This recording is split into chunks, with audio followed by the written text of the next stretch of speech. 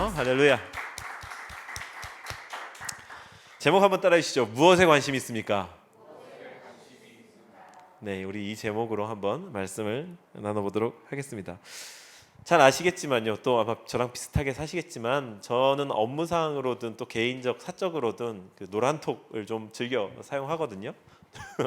이렇게 얘기하니까 낯설으신가요? 노란톡, 초록톡 이렇게 이제 상표 때문에 그렇게 얘기하는데 뭐 어쨌든 저 노란톡을 좀 이렇게 사용을 합니다. 예전에는 단순한 메신저였었는데 이제는 뭐 아주 많은 기능들이 이제 생겨났죠. 막 별거 다 있는데 그래서 저는 그런 거에 무관심하게 사용하다가 하루는 좀 이렇게 둘러보다가 여기 쇼핑하기가 있구나. 그러니까 좀 된 일이에요. 몇 년 전에 쇼핑하기가 생겼네 이래가지고 막 이렇게 좀 거기를 좀 둘러봤어요. 구경하다 보니까 별거 다 팔더만요. 뭐 이것저것 하트도 누르고 막 이러면서 이렇게 그러고서 뭐 말았는데 한쪽 구석에 치워놨는데 그의 제 생일에 주변 사람들이 놀랍도록 우와 내가 되게 갖고 싶어 했던 걸 이렇게 선물로 이렇게 노란 톡을 이용해 가지고 선물로 보내주는 거예요. 신기하다 이상하다 생각을 하다가 나중에 어떤 친구를 통해서 전말을 파악을 해보니까 제가 하트를 눌러놓은 게 그분들한테 이렇게 공개가 되더라고요. 말하자면 제가 나 이거 선물해줘 나 이거 사줘 해놓고 거기다 걸어놨던 셈이 된 거였죠. 그래가지고 되게 민망하면서도 참 이렇게 재미있었던 그런 생각이 그랬던 경험이 있습니다. 그리고 그 바람을 담아놓았던 상자를 위시리스트라고 한다는 것도 그때 알았습니다. 그런데 이 위시리스트를 들여다보면 어떤 사람인지 그 사람이 뭘 좋아하는지 뭐가 필요한지를 좀 알 수 있게 되는 것 같아요. 저도 그 이후에는 선물을 할 일이 있으면 그분들이 위시리스트를 해놨으면 그것부터 보게 되더라고요. 왜 대부분 다 이렇게 5만 원짜리로 넣었는지 모르겠는데 어쨌든 위시리스트를 보면 그 사람이 어떤 걸 좋아하는가, 필요로 하는가, 어떤 사람인가가 대강 감이 좀 옵니다. 여러분도 그렇지 않으신가요? 이 위시리스트를 생각을 하면서 우리가 인간관계를 맺어갈 때에 독심술사가 아닌 이상 다른 사람의 마음을 알기가 어렵지 않습니까? 이런 위시리스트 같은 건 그런 측면에서 되게 좋은 힌트가 되어주죠. 저 사람이 어떤 생각을 가지고 있지? 어떤 사고방식으로 살아가지에 대해서 좀 중요한 힌트를 주는 그런 재밌는 아이템인 것 같다라고 하는 생각을 해보았습니다. 그리고 이것의 연장선상에서 대개의 경우 그 사람과 대화를 나누어 보면 또 쓰는 언어를 살펴보면 그리고 그들과 시간을 함께 보내보면 어떤 생각, 어떤 사고방식, 무엇을 중요하게 여기면서 살아가는지를 우리는 대충 파악할 수 있습니다. 즉, 그 사람의 관심사를 통해 그 사람이 누구인지 알 수 있다라고 하는 이야기를 하는 거죠. 오늘 우리가 만난 이 본문에는요, 생각, 사고방식, 가치관, 어떤 사건을 받아들이는 방식이 너무나도 달랐던 두 부류가 등장을 합니다. 그래서 저는 이 두 그룹이 아주 격렬하게 대립해 있는 이 광경을 바라보면서 오늘 좀 우리의 신앙의 힌트를 좀 얻고자 하는데요. 이 두 부류는 특별히 하나님 나라를 바라보는 관점에 대해서 너무나도 판이한 어떤 그런 모습을 보여주었고 이것을 통해서 여러 가지 일들이 일어났습니다. 그래서 우리는 이 두 그룹의 관심사가 무엇이었는지를 더 나아가서 무엇을 중요하게 생각하고 있었는지를 좀 파헤쳐 보는 것을 통해 오늘날에 우리가 어떻게 해야 할 것인가에 대한 좀 해답을 얻어보고자 합니다. 그래서 오늘 저의 질문은 이것이거든요. 본문에 나타난 이 두 부류의 관심사는 무엇이었습니까? 먼저 이 두 부류의 관심사를 하나씩 좀 살펴보도록 하시죠. 먼저는요, 첫 번째로 종교 지도자들이 나오는데 이들의 관심사는 자기 자신이었던 걸로 보입니다. 한번 화면 한번 봐주실까요? 종교 지도자들, 그들의 관심사들은 자기 자신이었다라는 거죠. 다 같이 성경을 조금 되짚어서 3장 6절부터 10절을 한번 보실까요? 우리 가지고 계신 성경을 좀 한 장 앞으로 넘겨서 자막은 이게 준비되어 있지 않으니까 한 장 앞으로 넘겨서 3장 6절부터 10절까지를 한번 보시죠. 아주 유명한 사건이 기록되어 있습니다. 우리 한 목소리로 함께 읽어주실 수 있을까요? 3장 6절부터 10절까지입니다. 시작. 베드로가 이르되 은과 금은 내게 없거니와 내게 있는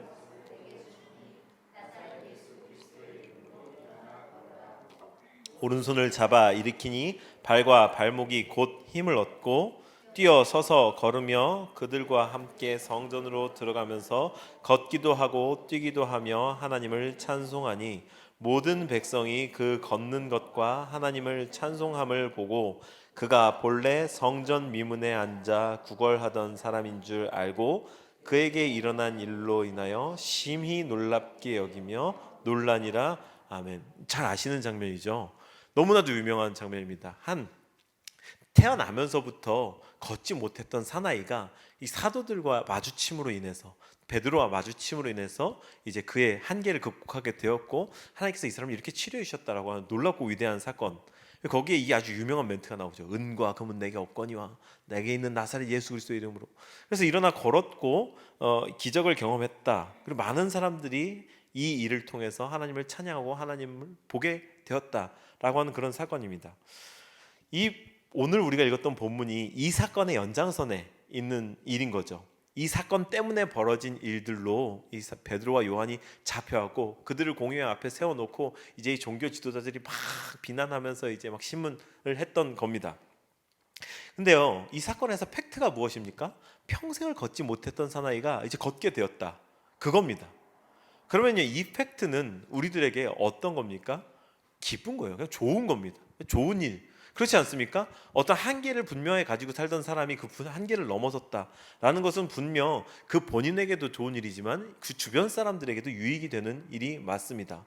그래서요, 일반 보통 사람들이라면 이 일을 보고 좋아하고 축하해 주어야 할 텐데, 이 사건의 주인공인 종교 지도자들은 이것을 보면서 기뻐했다는 표현이나 이를 축하했다라고 하는 표현은 성경에 전혀 등장하지 않습니다. 그리고 아주 애매한 데에 초점이 맞춰져 있죠. 이제 다시 4장 15절부터 18절까지를 한번 보겠습니다. 4장 15절부터 18절까지 함께 우리 곱씹으면서 읽어주실까요? 시작. 명하여 공회에서 나가라 하고 서로 의논하여 이르되 이 사람들을 어떻게 할까? 그들로 말미암아 유명한 표적 나타난 것이 예루살렘에 사는 모든 사람에게 알려졌으니 우리도 부인할 수 없는지라. 이것이 민간에 더 퍼지지 못하게 그들을 위협하여 이후에는 이 이름으로 아무에게도 말하지 말게 하자 하고 그들을 불러 경고하여 도무지 예수의 이름으로 말하지도 말고 가르치지도 말라 하니. 저를 한번 봐주시죠. 이 기적을 마주하고서 만약에 이 사람을 소중하게 여겼거나 이 인생에 대해서 관심 있는 사람이었다면 너무너무 축하해. 네가 그 성전 미문에 앉아가지고 그렇게 구걸하면서 살았잖니. 근데 이제는 나가서 뭔가 버릇한 직업도 가질 수 있고 좀 사람 구실하면서 살 수 있겠구나. 축하한다. 그럼 이런 게 좀 인지상정일 텐데, 그게 아니라 온통 다른 데에 관심이 있는 거죠. 예수의 이름으로 말하면 안 돼. 그러면 다음번에는 이제 죽일 거야. 왜 그렇습니까? 이들의 관심사의 초점은 자기 자신들, 종교 지도자들 이 기득권층의 그 권력, 그것의 유지에 있었기 때문인 거죠. 즉 저는 자기 자신이라고만 표현했지만 자기 자신의 안위, 그것이 가장 큰 관심사였기 때문에 똑같은 사건을 마주하고서도 기뻐해 주거나 축하해 주기는커녕, 그리고 또 하나님의 뜻을 바라보고 뭔가 더 이렇게 고상한 모습을 보이기는커녕 또 예수 이름으로 한 번만 더 얘기하기만 해봐. 십자가에서 처형했던 정치범이었던 예수, 그가 다시 사람들 사이에서 회자되는 것이 싫었기 때문에. 왜? 그가 말하고 전했던 하나님 나라가 지금 이들이 유지하고 있는 종교 지도자들의 세계에 위협이 되기 때문에, 자기 자신의 안위를 위협하기 때문에 정말 다른 관심사를 갖고 있었다는 걸 볼 수 있는 거죠. 이렇게 자기 자신에게만 시선이 함몰된 사람들은 쪼잔합니다. 타인의 삶에 대해서 공감과 자비, 그런 게 결여되어 있습니다. 우리도 살아가면서 많은 사람들을 마주하죠. 그들과 똑같은 현장에서 똑같은 사건을 겪어도 모두가 다 판이하게 다르게 행동하고 반응합니다. 왜? 각자가 살고 있는 삶의 영역과 여건이 다 다르기 때문에. 그래서 자기의 무언가를 지키기 위해서 선택적으로 반응한다, 이 말입니다. 두 번째로 제자들의 관심사는 하나님의 나라였습니다. 제자들의 관심사, 하나님의 나라. 이 종교 지도자들의 관심사는 자기 자신의 안위였는데 제자들의 관심사는 하나님의 나라였습니다. 제가 사도들이라고 하지 않고 제자들이라고 하는 점에 조금 주목해 주셨으면 좋겠습니다. 일단 우리가 23절부터 28절까지를 함께 읽어보시죠. 23절부터 28절까지 함께 읽겠습니다. 시작. 사도들이 노임에 그 동료에게 가서 제사장들과 장로들의 말을 다 알리니 그들이 듣고 한 마음으로 하나님께 소리를 높여 이르되 대주제여 천지와 바다와 그 가운데 만물을 이시오 또 주의 종 우리 조상 다윗의 입을 통하여 성령으로 말씀하시기를 어찌하여 열방이 분노하며 족속들이 허사를 경영하였는고 세상의 군왕들이 나서며 대적하도다 하신 이로소이다. 과연 헤롯과 본디오 빌라도는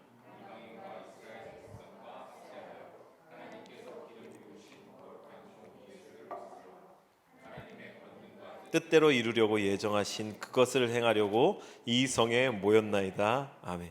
저는 이 본문을 읽으면서 사실 한글은 한글인데 무슨 말인지 모르겠고 좀 이렇게 어려웠거든요. 가지고 계신 성경책에 이게 시편의 인용이라는 표기가 되어 있죠. 이 뒤에 좀 이렇게 다른 폰트 내지는 뭐 한 블록 이렇게 들어가 있는 들여쓰기 정도로 되어 있을 텐데 어찌하여 열방이 분노하며 족속들이 허사를 경영하였는고. 지금 이 장면이 무엇이냐면요, 사도들이 사내들인에서 이렇게 막 그렇게 시달림을 받고서 어쩔 수 없으니까 돌아가 이랬는데 와가지고 지금 자기 무리들 자기 동료들에게 와가지고 있었던 일을 다 얘기하고서 같이 기도하는 장면입니다. 근데 기도를 뭘로 하냐? 시편 말씀을 인용하면서 기도를 하는 거죠. 근데 이 시편 내용을 쭉 읽어보고서 한마디로 축약하면 뭐냐? 예언이 성취되게 하셔서 감사합니다. 예언이 성취되었습니다 라고 하는 말을 하고 있는 거죠. 하나님께서 이스라엘 민족에게 구약을 통해서 메시아를 보낼 거다. 그래서 너희들을 구원할 거다라고 계속해서 약속해왔고 그 인식의 차이가 있었다고 누차 말씀을 드렸었습니다. 근데 그 구약에서 이야기하던 메시아, 그 약속했던 예언이 지금 성취되어서 감사합니다라고 하는 그런 기도를 드리면서 하나님의 나라가 시작되었다라고 지금 우리말로 하자면 그런 기도를 드리고 있다 이 말인 거죠. 29절과 30절을 한번 계속 이어서 읽어볼까요? 주여 이제도 그들의 위협함을 굽어보시옵고 또 종들로 하여금 담대히 하나님의 말씀을 전하게 하여 주시오며 손을 내밀어 병을 낫게 하시옵고 표적과 기사가 거룩한 종 예수의 이름으로 이루어지게 하옵소서 하더라. 그러니까 앞에서는요, 예언하신 대로 주님께서 예언해 주신 대로 메시아가 오셔서 우리를 구원하러 오셨습니다. 그 예언이 성취되어서 감사합니다. 그리고 그 예언대로 막 세상 권세자들이 모여가지고 자기들끼리 막 힘쓰고 이 자리에 모였지 않습니까? 주님, 그런데 우리가 그런 위협 가운데 이제 놓여 있는데 보시죠. 그들의 위협함을 굽어보시고 그들이 위협하는 거를 주님 살펴봐 주십시오. 근데 놀라운 기도는 그 다음에 그 위협을 없애 주십시오. 우리의 원수들을 퇴치해 주십시오가 아니라 담대히 하나님의 말씀을 전하게 하여 주시옵고 사도들, 제자들의 초점은 이 위협이 없어지게 해주십시오. 내가 가는 길이 평탄대로가 되게 해주십시오. 장애물 다 제거해 주십시오. 편하게 해주십시오가 아니라 이 위협과 맞서 싸울 수 있는 용기와 담대함을 주십시오. 할렐루야. 그렇게 기도하고 있는 겁니다. 얼마나 다른 그런 관점입니까? 담대히 하나님의 말씀을 전하게 하여 주시오며 사명에 불타오르는 그런 인생이 된 거죠. 그들의 기도가 어떻게 되었습니까? 바로 뒤에 31절에 빌기를 다함에 모인 곳이 진동하더니, 이게 문자 그대로라면 아주 초자연적인 일이 있었던 거고요. 뭔가 비유적인 표현이라면 어쨌든 주님께서 다른 모두가 다 알만한 어떤 사인을 주셨다 이겁니다. 그리고는 무리가 다 성령이 충만하여 담대히 하나님의 말씀을 전하니라. 하나님의 말씀을 담대히 전하게 해주세요 라고 하는 기도에서만 끝나게, 그 기도도 너무 위대한데 장애물 치워주세요, 어려움 없게 해주세요 기도하지 않고 담대히 전하게 해주십시오 라고 기도했던 것도 위대한데 그 이후에 담대히 전하니라, 나가서 삶으로 살아내는 액션까지 이어진 기도. 우리가 다 성령이 충만하여 하나님의 말씀을 전하니라. 우리는 여기에서 사도들의 관심사가 하나님 나라가 있었고 하나님 나라에 관심이 있는 사람들이 어떻게 살아가는지까지를 볼 수 있습니다. 하나님 나라가 삶의 목적이고 관심사인 사람들은요, 기도합니다. 하나님의 뜻을 구합니다. 그런데 그 기도의 질이 다르지요. 장애물을 치워달라는 게 아니라 내가 극복할 수 있는 용기와 담대함을 주십시오. 그리고 주십시오에서 끝나는 게 아니라 나가서 실제로 부딪히는 액션까지 하는 것, 그게 하나님 나라를 바라보는 사람들의 기도요, 관심사요, 삶이라 이 말입니다. 그리고 또 하나 여기서 중요한 포인트는요, 무리가 다 성령이 충만하여 라고 하는 단어입니다. 이 모든 일에는 성령의 동행하심이 없이는 불가능한 일입니다.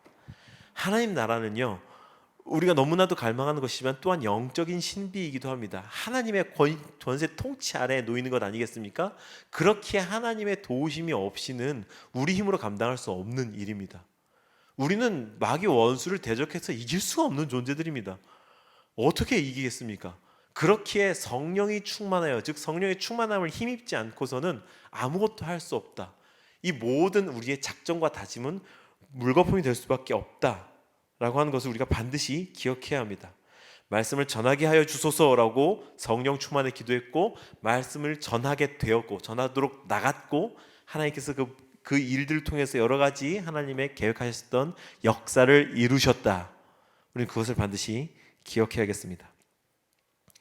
또 한 가지 더 저한테 개인적으로 좀 소소한 포인트지만 놀라웠던 거는요, 아까 제가 제사장들이, 종교 지도자들이 다 나은 사나이, 질병이 나은 사나이에게 관심이 없었다고 막 비난했는데, 사도들도 거기에 대한 언급이 없다는 게, 그게 참 재밌습니다. 사도들도 그 사나이는 약간 못 본 채한 것 같다는 그런 생각이 드는데요. 여기 본문에 그렇게 나와 있죠. 그 사내들인에 가서 신문을 당할 때, 받을 때 이 베드로와 요한 그리고 그 옆에 이 사나이가 함께 와서 서 있었습니다. 거기가 자기가 왜 딸려갔지? 다 나은 인생이었기 때문에, 주님께 치료받은 인생이었기 때문에, 주님의 은혜를 입은 인생이었기 때문에 사도와 같은 사람이 되었다. 그들과 같이 사명을 감당하는 사람이 되었다. 생각해 보십시오.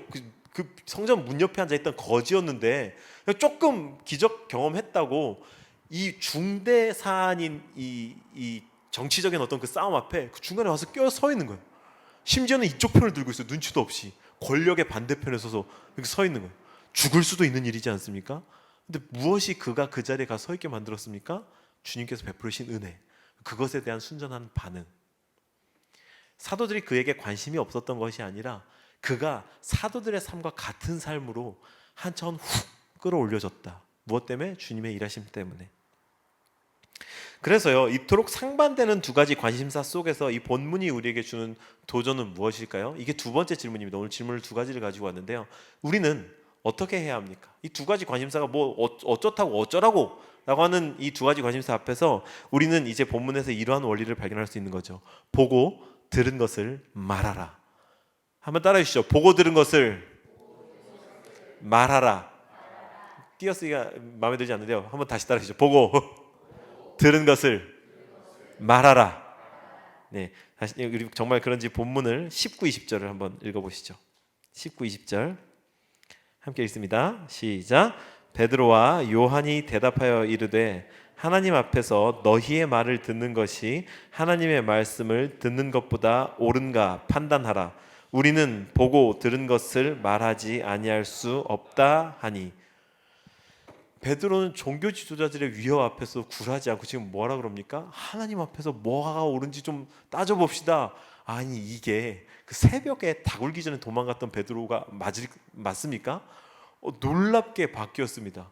거기에서 자기 목숨 어떻게 될까봐 막 여종이 와가지고 예수랑 같이 있던 사람이 아니야, 나 모르는 사람이야, 세 번 부인까지 했던 베드로가 지금 여기에서 그 권세자들 앞에서 뭐가 하나님 앞에 옳은지 한번 따져봅시다 이렇게 막 목소리를 높이고 있으니 정말 위대하게 변화된 그런 베드로 아니겠습니까? 보고 들은 것을 말한다고 합니다. 보고 들은 것. 주님은요, 보고 들은 것을 말하라고 하는 분이십니다.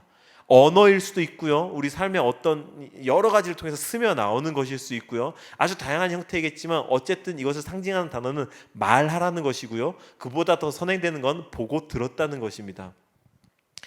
설교학의 대가인 우리 토마스 롱이라고 하는 분이 계시는데요, 그 교수님이 쓰신 책이 한국어 제목으로 증언으로서의 설교라고 되어 있습니다. 증언으로서의 설교, 설교자들의 필독서인데요, 설교학의 필독서. 이게 무슨 말입니까? 설교는요, 증언이라 이 말입니다. 보고 들은 것을 말해야 된다 이 말이에요. 그래서 저는요, 제가 경험하고 제가 아는 것밖에는 설교할 수 없고요, 넓은 선상에서, 연장선상에서 우리 모두는 보고 들은 것을 말하는 삶의 설교자들이 되셔야 합니다. 증언으로서의 설교, 이 의미가 확 와닿지 않습니까? 설교자의 설교는요, 창작이나 글솜씨가 아닙니다. 창작이면 큰일 납니다, 여러분. 혹시 제가 창작하는 것 같거든 한번 이렇게 사인 한번 주시고 찾아와 주셔서 따져주시고 꼭 그렇게 해주십시오. 설교는 창작이어서는 안 되고요, 우리가 삶으로 전하는 메시지 또한 창작이어서는 안 되고요, 어떤 조작이거나 꾸며내는 것일 수 없습니다. 주님은 실존하는 분이시기 때문에 우리가 경험한 것만큼만 드러날 수 있으시거든요. 그렇기에 우리가 삶으로 주님을 증언해야 된다, 설교해야 된다. 저만 설교자일까요? 아닙니다. 우리 모두가 다 설교자, 증인이어야 하고 증인입니다. 우리 모두가 증인으로 부름을 받았습니다. 법정을 한번 상상해 보시죠. 법정, 저는 뭐 이렇게 그 재판에 참여한 적은 없습니다만 이렇게 가면은 뭐 피고와 원고가 있고 이들의 이 잘잘못을 가리고 따지기 위해서 때로는 증인이 참고인석에 또는 증인석에 이렇게 등단해가지고 위증의 선서를 하고 자기가 본 것에 대해서 증언을 하죠. 그리고 그것은 판결에 아주 지대한 영향을 미칩니다. 왜? 당사자가 아닌 제3자가 그것을 그러하다라고 이야기를 해주기 때문에요. 진실만을 말해야 하죠. 이 세상은요, 예수님이 오셔서 하신 일들에 대해서 거짓이라고 치부하거나 판타지라고 이야기를 하고 있습니다.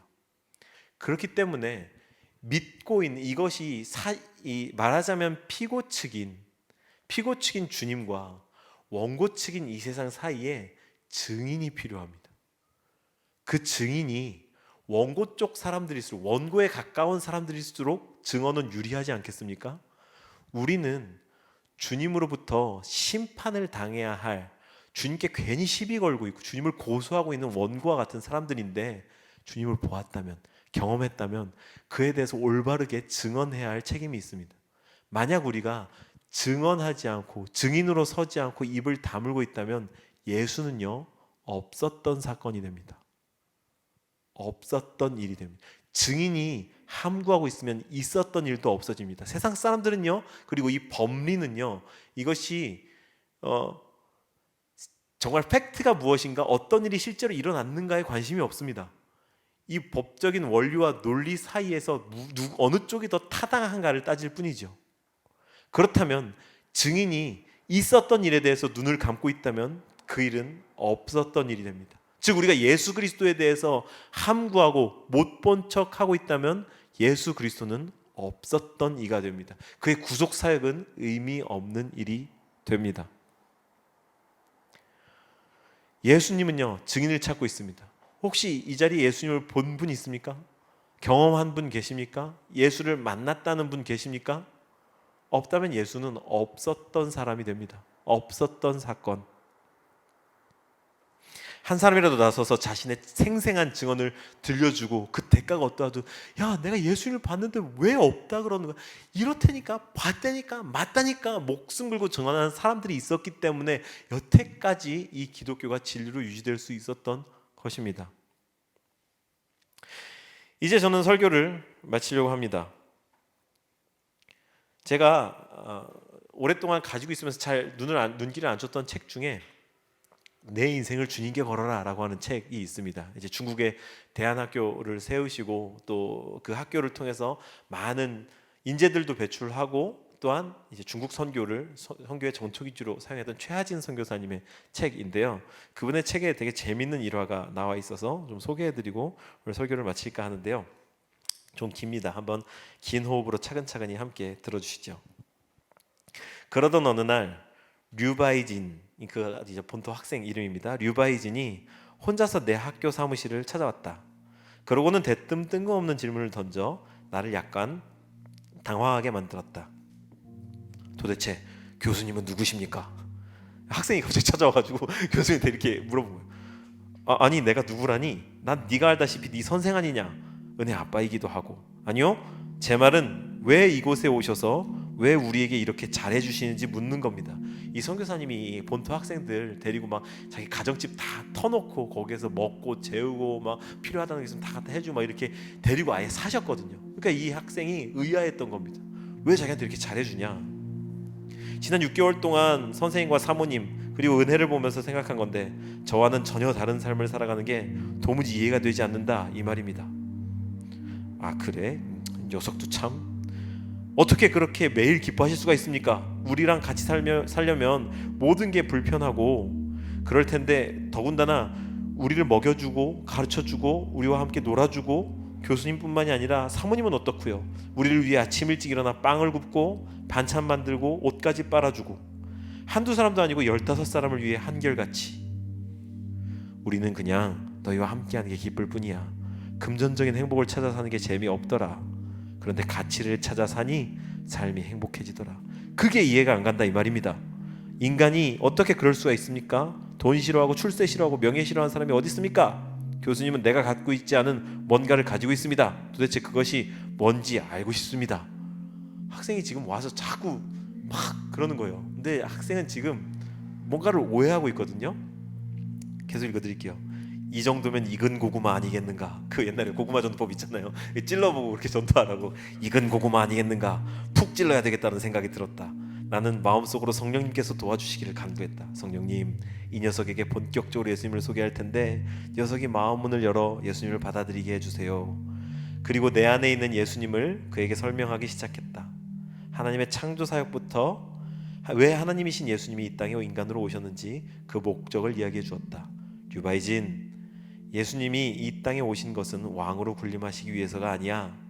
그분은 우리에게 섬김을 받기 위해서가 아니라 우리를 섬기러 오셨다고 말씀하셨어. 그분은 우리 죄를 용서하시기 위해 목숨까지 내어주셨어. 류바이진의 눈이 반짝거렸다. 나는 그의 표정을 살피며 계속 말을 이었다. 나는 그 예수님을 믿는 사람으로서 그분을 따르는 삶을 살고 싶었어. 교수로 취직해서 너희에게 존경받기 위해 여기에 온 게 아니야. 난 너희의 친구가 되고 싶고 너희를 진짜 사랑으로 섬기고 싶어서 왔어. 내가 너희를 위해 목숨을 버릴 정도는 못 되겠지만 우리를 위해 목숨을 내어주신 예수님의 사랑만은 알려주고 싶었어. 그게 다야. 류바이진이 고개를 끄덕이며 말했다. 그러셨군요. 난 처음에 교수님이 간첩으로 밀파된 것인 줄 알았어요. 그것도 모르고 모든 것이 하나님의 사랑에서 나온 거였군요. 너무 미안하고 감사해요. 자식, 내 진심을 알아줘서 고맙다. 나는 요한복음 3장 16절 말씀을 읽어주며 예수 믿는 사람이 받게 될 영생에 대해 설명했다. 대화 끝에 류바이진이 화난 표정을 지으며 말했다. 교수님, 나도 오늘부터 예수님을 나의 주인으로 접수하겠습니다. 그는 영접이라는 표현을 몰라서 중국에서 쓰는 대로 접수하겠다고 표현했다. 그 말이 내게 너무나 인상 깊게 다가왔다. 참 이상하게도 영접하겠다는 말보다 훨씬 더 친근하게 들려왔다. 그 후 15명의 제자들 모두 하나둘씩 그해 겨울에 찾아오신 예수님을 만나게 되었다. 아니, 그들의 삶의 주인으로 예수님을 확실히 접수하게 되었다. 도대체 교수님은 누구십니까? 나는 류바이진에게서 받은 이 질문이야말로 정말 제대로 된 질문이라고 생각한다. 당신은 누구인가 하는 이 질문은 나의 정체성이 무엇이고 나에게 가장 중요한 가치가 무엇인지를 묻는 질문이다. 다시 말하면 내 삶을 주관하고 있는, 내 가슴속 깊은 곳에서 내 삶에 대한 결정권을 쥐고 있는 존재가 무엇인지를 묻는 질문이다. 류바이진에게는 길게 설명했지만 이에 대한 대답을 한마디로 하면 이렇다. I'm a Christian. 나는 그리스도인이다. 이 선교사님의 삶 정말 흥미롭고 막 흥미진진하고 막 그렇지 않습니까? 막 너무 가슴이 뛰는 그런 삶이죠. 누구십니까 당신은? 길게 설명한 것 한 줄로 줄이자면 나는 그리스도인입니다. I'm a Christian. 그건 우리의 관심사가 어디에 있는지를 보여주는 아주 놀라운 한 문장 아닙니까? 그리스도인이라면 그 사람에게 관심이 있을 거고, 그리스도인이라면 복음의 전파에 관심이 있고, 그리스도인이라면 하나님이 어떻게 영광 받으시는가 거기에 관심이 있죠. 우리의 관심은 어디에 있습니까? 이 책을 쓰신 선교사님은 예수님이 날 사랑하신 것, 그리고 그 사랑을 어떻게 하면 가서 전할까, 내가 살아가고 있는 위치에서 어떻게 하면 그것을 증거해낼까 라고 하는 데 관심이 있었기 때문에 예수가 사랑하는 한 사람 한 사람에게 다가갔고 그를 위해 삶을 던졌고, 그리고 그들이 예수님을 접수할 수 있도록 참으로 섬기는 삶을 살았습니다. 우리를 통해서 어느 누군가가 예수를 접수할 수 있을까요? 아니, 그보다 앞서서 우리는 예수님을 접수했나요? 예수 그리스도를 향한 그분께 오라고 하는 부르심, 우리는 그 부르심을 접수했으며 또한 접수한 삶에 걸맞게 살아가고 있나요? 이제 이번 주부터 우리 교회가 정말 야심차게, 우리 교회라고 얘기하기보다 사실 저 혼자 이렇게 좀 이렇게 막 계획하고 꿈꿔서 야심차게 워십 스쿨을 시작하는데요. 이것에 대해서 설교 말미에 조금 사족처럼 달고 싶습니다. 왜 워십 스쿨을 하는가? 이거에 대해서 뭔가 한 번도 말씀드린 적이 없어서 설교의 끄트머리를 좀 빌어서 사족을 달자면, 방금 여태까지 길게 설명해드린 말씀드린 그리스도인으로서 나의 관심사, 나의 가치를 통해서 이 세상을 하나님 나라로 바꿔가는 것. 저 개인적으로 이 목사는 예배를 통한 하나님 나라 확장, 부흥, 섬김에 깊은 관심과 그런 소망, 열정이 있는 삶을 살아왔습니다. 저 개인의 개성인 거죠. 그런 사역의 현장을 오래 지켰고 경험을 많이 했습니다. 그걸 통해서 내가 어떻게 하나님 나라를 확장할까, 이것에 대한 고민이 늘 있었거든요. 좀 어폐가 있는 것 같죠. 이미 그리스도인인 사람들이 모이는 게 예배인데. 그러니 사실 한동안은 그 정답을 찾지 못하고 좀 헤맸었습니다. 근데 하나님께서 개척하기 직전 즈음에 이 교회의 모양을 꿈꾸고 다음 스텝을 꿈꿀 때에 하나님께서 보여주신 놀라운 사인은요, 이 세종 땅이 이방인의 땅 아니겠습니까? 막 주변에서 흘러들어온, 원래는 없었던 도시인데 흘러들어온 사람들이 살아가고 있는 그런 도시. 기독교 인구는요 감소세입니다. 사람들이 점점 줄어들어 가고 있습니다. 기독교는 더 이상 이 사회에서 핍박받는 종교도 아니지만 뭔가 주류로 호감의 종교도 또한 아니죠. 그렇다면 그 그리스도인들, 이전에 많았던 그리스도인들이 어디 갔을까? 하늘나라에 가시기보다는 지금 비그리스도인으로 돌아섰을 확률들이 더 높죠. 그리고 여러 가지 통계를 통해서 지금 코로나 때를 특별히 기점으로 나는 하나님은 믿지만 교회는 싫다라고 돌아선 사람들이 아주 많다라는 통계를 제가 보았습니다. 일전에 여기서 구체적으로 수치를 읽어드린 적도 있죠. 그들이 어떻게 다시 예수님을 향한 사랑을, 열정을 불을 당길까? 특별히 내가 가진 달란트나 내가 가졌던 경험들이 어떻게 쓰임을 받을까를 곰곰이 생각했을 때, 예수님을 지금 떠나 있는, 잠시 떠나 있는 찾는 이라고 한다면 그에게도 청년 시절, 청소년 시절 뜨거운 찬양과 부흥 집회 같은데 추억이 있겠지. 그렇다면 여기서 드리는 찬양들이 그 호기심 내지는 그 추억을, 그 향수를 불러일으키는 도구는 될 수 있겠구나. 그렇다면 여기에 그런 찬양을 드리는 예배 모임을 세우자. 또한 동시에 여기에 내려오기 전에 크게 사역하는 단체가 있잖아요. 그 사역단체의 이제 핵심 스태프랑 제가 좀 친한 사이여가지고 한번 찾아갔어요. 저기 이제 개척하러 갑니다. 막 하면서 막 소식 전하고 이야기를 나누는데 들었던 아주 놀라운 이야기가, 본인이 얼마 전에 예배자 한 분한테 간증을 들었는데, 고등학생 때 예배를 드리던 분이었는데 세월이 오래 흘러서 한동안 목요 예배에 참석을 못하다가 아기 엄마가 돼서 아기 손을 잡고 목요 예배에 왔다는 거죠. 10몇 년 만에. 그리고 와서 너무 감격적으로 예배를 드리고 나서 이 형제님, 이 팀장님의 손을 탁 잡으면서 한 얘기가, 너무 감사합니다. 여전히 그 자리에서 예배 드려 주셔서. 그러니까 예배가 계속 한 자리에서 꾸준히 비가 오나 눈이 오나 계속해서 있었다는 것이 이분들에게는 축복이고 돌아갈 곳이 있었다고 하는 그런 축복이었던 거죠. 거기서 제가 팍 깨달아지는 게, 그냥 늘 루틴하게, 저는 예배를 와서 드리고 변화되지 않고 돌아가는 사람들의 뒷모습에서 회의를 느꼈던 사람인데, 그게 아니라 그럴지언정 계속해서 한 곳에서 자리를 지키고 드리고 있는 예배가 얼마나 귀하고 가치 있고 능력이 있는가. 우리가 당장 눈앞에 열매를 보지 못해도 그 열매가 훗날 맺을 수 있겠구나를 확 체감하는 그런 이야기였었거든요. 이 두 가지 이야기를 종합하자면, 예수님을 잠시 놓아버리고, 예수님을 놓지는 않았을 거라고 저는 믿습니다. 교회라고 하는데 염증을 느껴서 시험에 들어서 잠시 떠나고 있는 사람들이라면 그에게 다시 교회로 들어갈 수 있는 낮은 문턱에 어떤 장이 필요한데, 그렇다면 매주 한 자리에서 예배하고 있는 바로 그 예배 모임이어야 하지 않을까? 그리고 그런 예배자들을 많이 세우고 생산해내야 되지 않을까? 그렇다면 나는 그건 할 수 있겠다. 내가 했던 일이고 잘할 수 있는 일이겠다.